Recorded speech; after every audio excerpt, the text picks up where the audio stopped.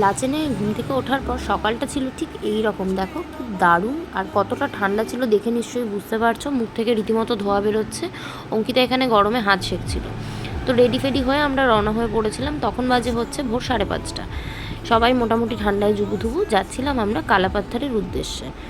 রাস্তার মাঝখানে ব্রেকফাস্টের জন্য আমাদের হল্ট ছিল, যেহেতু এতটা সকালে বেরিয়েছিলাম। অ্যান্ড সেখানে দেখো সবাই মোটামুটি এখানে আগুন পোহাচ্ছে, আর একটা স্টিকি রাইস টাইপের একটা আইটেম ছিল, যেটা খেতে খুবই ভালো ছিল, সেটাই আমরা খেয়েছিলাম।